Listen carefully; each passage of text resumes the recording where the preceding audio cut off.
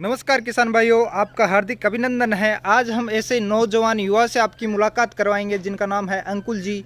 अंकुल जी काफ़ी पढ़े लिखे हैं, इन्होंने अलग अलग इंडस्ट्रीज़ में काम कर रखा है। फिर भी इनका जीवन, इनको कभी नौकरी की चाहत, इनको कभी भी ये नहीं लगा कि मेरे को बाहर नौकरी करनी है। और ये जो आप सामने देख रहे हो, गौ माता अलग अलग नस्ल की, गिर गाय की भी दिख रही है। इधर इनकी खेती देख रही है, जो जैविक खेती ये कर रहे हैं गाय के गोबर और गौमूत्र से। तो सर, पहले वीडियो में आपके बारे में जानने की कोशिश की। अभी ये बताइए, गौशाला में मैं देख रहा हूँ कितनी गायें हैं आपके पास, कौन कौन सी नस्ल की गायें हैं, उनके बारे में थोड़ी सी विस्तार में हमको बताइए सर। नस्ल तो अपना मेन काम जी गिर सर। नस्ल पे ही है। जी। गिर संवर्धन पे ही अपना काम है। हाँ।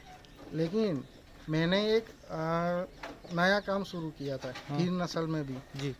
जैसे अपने पेडिग्री, जी। जो बहुत ऊपर लेवल की पेडिग्री रहती है, जी। जिसको वंशवेला बोलते हैं, जी।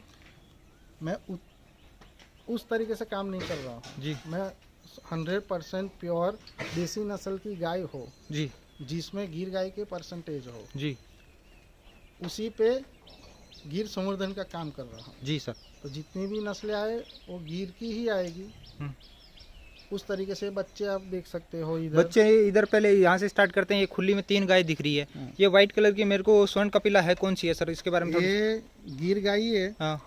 ये लीलड़ी है। लीलड़ी, हाँ लीलड़ी है सर। इसकी क्या विशेषता रहती है? लीलड़ी की क्या ऐसी खूबी रहती है कि इसमें खूबी ये रहती है कि इसके थन देखो। जी सर। उसके थन काले कलर के ही होंगे। बिल्कुल सर। उसके घुटन जो होते हैं, उसके नीचे का भाग भी काला होगा। काला होगा। माथा हाँ। और कान के अंदर का भाग काला होगा। अच्छा। और ये जो काले थन वाली लीलड़ी है, हाँ। ये गिर में ही है। हाँ। ये और कोई नहीं है। जी सर। ये गिर गाय है। इसका दूध महादेव जी के शिवलिंग पे चढ़ता है। महादेव जी के? हाँ। वैसे तो 56 जात की गिर गाय आती है।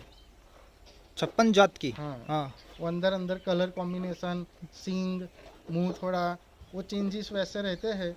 वैसे 56 उसको कैटेगरी में डिवाइड कर सकते हैं। अलग अलग राजा के वंशज से अलग अलग है, जैसे अपना अलग जूनागढ़ हो गया, या उस हिसाब से अलग अलग कैटेगरी वाइज या पेडिग्रोलॉजी के वाइज अलग होगा। हाँ। आपके यहाँ पे कौन सी वंश की कितनी पेडिग्री की गायें हैं, या आप एक ही नाम से सबको मानते हो सर? मैंने पहले ही बोला हाँ। कि मैं वो पेडिग्री पे काम ही नहीं कर रहा है। आपका वो है ही मुझे नहीं। तो 100% प्योर देसी गाय चाहिए। हाँ। और उसके ऊपर एक नस्ल चले गिर, जी। उस पे ही मैं काम कर रहा हूँ। तो जो SAG सागवाड़ी है, जी। उसके सबसे पहले शुरू किया था, तब उसके डोज से AI करवाता था, जी। Artificially insemination. जी। उसके बाद अपने यहाँ ही बुल जो हुए, हाँ। यहाँ जन्म हुआ, बड़े हुए, उनसे अभी नेचुरली क्रॉस करा रहा हूँ। जी। तो मेरा काम उस तरीके का है, ब्रीडिंग का। ब्रीडिंग पे आप काम करो। ये जैसे आपने बताया, ये लीलड़ी गाय आपने बताई, इसकी क्या कॉस्ट रहती है? अगर पहली बात की हो, सेकंड लैक्टेशन की हो, थर्ड लैक्टेशन की हो, क्योंकि मार्केट के अंदर मच रखी है लूट। हाँ। नया आदमी होगा, वो इस माया जाल में ऐसा फंसेगा कि वो जीवन भर याद रखेगा। आप जैसे ये नौजवान युवा पढ़े लिखे हो, आपने कहीं से गाइडलाइंस मिली? अभी आप अगर मार्केट में जाते हो तो गाय के अंदर अगर कोई बताएगा कि आपको गिर गाय खरीदनी है, तो आप क्या क्या उसमें चेक करते हो कि ये प्योर गाय नस्ल की है कि या नहीं है? कैसे पता लगा सकते हैं? थोड़ा उसके बारे में जानकारी दीजिए। तो नॉर्मली गिर गाय में क्या होता है, सबको पता है उस तरीके से। जी। जैसे माथा है, हाँ। वो जो मटका होता है, उल्टा करो तो उसका शेप कैसे दिखेगा? जी। उल्टा मटका। यस। तो ये साइड में से देखोगे तो उल्टा मटका दिखेगा। जी। एक चीज हुई। हाँ। अभी उसमें छोटी चीज ये आती है, सींग जो होते हैं, हाँ। वो जहाँ से निकलते हैं वो जमीन की तरफ निकलेंगे। हाँ। और फिर किसी भी दिशा में मुड़ेंगे। जी। लेकिन वो जहाँ से निकलेंगे वो जमीन की तरफ ही निकलेंगे। जी सर। जो कान होते हैं, वो कान गले के नीचे दोनों कान एक दूसरे को टच करेंगे, जी उतनी सर। लंबाई होंगी। जी। और चौड़े एस शेप में होंगे। यहाँ से जी सर। एस शेप होगा और चौड़े होंगे ऐसा। जी सर। और लंबे होंगे। हाँ। और फिर दूसरी बात ये आती है, जैसे हम तो नॉर्मल देसी गाय बिल्कुल में सर। ये हम पाएगा। लेकिन यहाँ से पीछे की तरफ पुट्ठा जो होता है, वहाँ जाते हुए ऊपर जाएगा पुट्ठा। हाँ। हाइट मतलब में ऐसे फ्लैट नहीं रहेगा, ऊंचाई में रहेगा, थोड़ा सा ये स्लोप जो रहेगा। नस्ल की एकदम करीबी बात है। हाँ।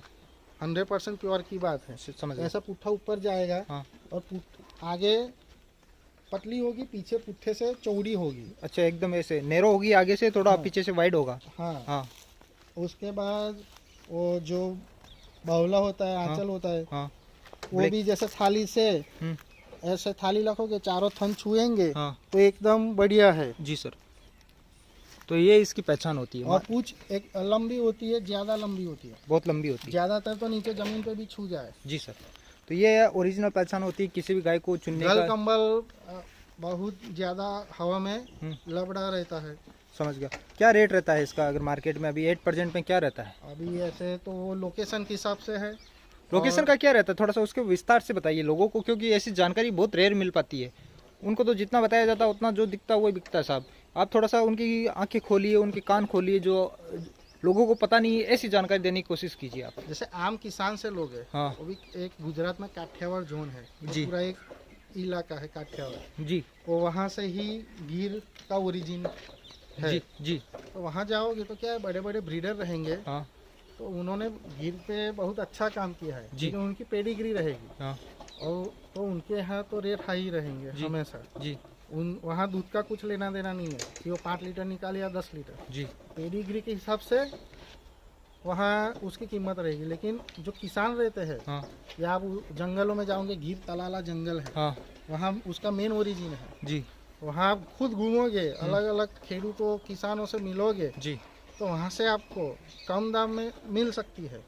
कम दाम में मिल सकती है। आप जोन की आपने चर्चा की है, तो क्या अलग अलग जोन है, कितने जोन में बटा हुआ है गुजरात, और किस जोन की कौन सी गाय की पसंदता है, वहाँ के क्लाइमेट के अंदर सूट होता है, उसकी क्या विशेषताएं हैं, थोड़ा सा उसके बारे में वर्णन कीजिए। जैसे ही एक जोन मैंने गिर गाय के लिए पूरा सौराष्ट्र बोला, जी। सौराष्ट्र जोन है, जी सर।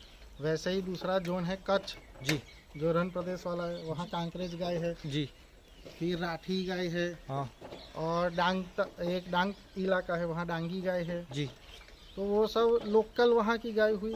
अब देखो, यहाँ कोई ये गाय यहाँ की ओरिजिन नहीं है, गुजराती है ये, जी। लेकिन मैं यहाँ लाऊंगा तो इतना दूध नहीं आ सकता एकदम।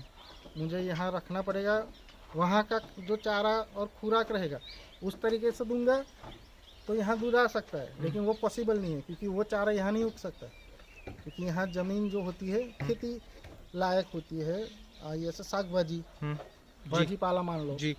और वहाँ पथरार ज़मीन रहती है, तो उसके हिसाब से आपको ऐसा नहीं है कि वहाँ 5 लीटर निकाला है तो आपके यहाँ 5 लीटर निकाले, ऐसा नहीं है। कितना फर्क आ सकता है? निकाले 3 लीटर भी निकाले, 4 से 3 लीटर भी आ सकता है। क्लाइमेट के हिसाब से भी डिफर करता है, थोड़ा सा सूट होने में भी टाइम लगता है। अडेप्ट करने में कितना टाइम लेती है वो नस्ल? तो देखो, एक साल एक बियात मान लो वो ले ही लेगी, एक ब्यात ले ही लेगी। ले ही लेगी। एक साल यहाँ रहेगी आप अपनी जगह पे, तो वहाँ का क्लाइमेट के हिसाब से वो सूट होगा, चारे के हिसाब से, तो उसको आदत सी पड़ेगी। जी। और खाने पीने में आप ध्यान रखोगे, जी। पौष्टिक चारा पौष्टिक दाना दोगे, जी। तभी दूध तो आएगा। तभी दूध आएगा। तो आपने जैसे ही अभी ये लीलड़ी के बारे में बात कर रहे थे, सामने गाय भी दिख रही है, क्या कॉस्ट रहती है? मतलब छोटी बच्ची है, आपको आइडिया तो होगा। किसान भाई वो क्या है कि मेरे को जानकारी, धरातल से जानकारी देनी है कि वो थोड़ी काम हाथ ना खा जाए सारी। अभी मान लो एक गिर एक ब्रांड बन चुकी है गुजरात की। ये सर। तो नॉर्मल गाय है गिर, तो किसानों के पास से भी मान लो 50,000 तो लगेगा। कितना फर्स्ट लैक्टेशन की? फर्स्ट सेकंड का कितना लीटर दूध के हिसाब से? दूध 5 लीटर 4 लीटर ही समझो। और दूसरा एक रहता है कि गुजरात में तो चलो क्लाइमेट है, यहाँ का अलग मॉइस्चर है हवा के अंदर, या जो क्लाइमेट है उसके हिसाब से गिर सूट हो जाती है। हरियाणा, पंजाब, कर्नाटका, गिर ब्रांड बन गया है। हाँ, लोग सोचते हैं कि हम गिर लाएंगे गुजरात से और वहाँ उसको डेवलप करेंगे। लोग बहुत घाटे में भी जा रहे हैं।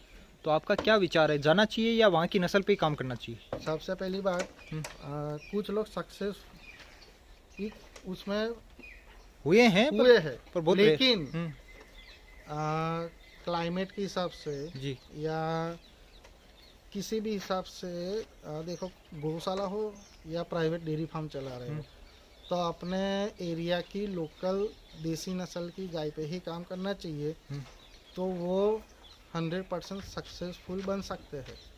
क्योंकि कहीं दूसरी जगह के इलाके एटमॉस्फेयर भी सेट नहीं होगा तो दूध में कम होगा जी, चारा पानी भी सेट नहीं होगा तो भी दूध कम होगा जी, तो नाम आएगा कि ये दूध नहीं दे रही। जी, और किसान ने बोला 5 लीटर की है, जी, वो बोला 3 ही लीटर दे रही है, तो ये कारण सबसे पहला होता है। जी। दूसरा कि ये भ्रांत तो बन चुकी है, वैसी बात भी उसमें है, लेकिन वो जहाँ की है वहाँ के लिए हर जगह है, सबको पता है। जैसे पंजाब में साहिवाल है जी, राजस्थान में थरपारकर है, यस सर, वैसे बहुत सी नस्लें अभी भी अपने पास जीवित है हर राज्य में। हम्म। तो सबको अपने राज्य के हिसाब से काम करना चाहिए। गिर गाय तो एक नस्ल है सिर्फ गुजरात की। गुजरात की है, अगर आप दूसरी नस्ल पे भी वैसे ही डेडिकेशन दिखाओगे, वैसा ही काम करोगे, तो आपको रिजल्ट उससे भी अच्छा मिल सकता है।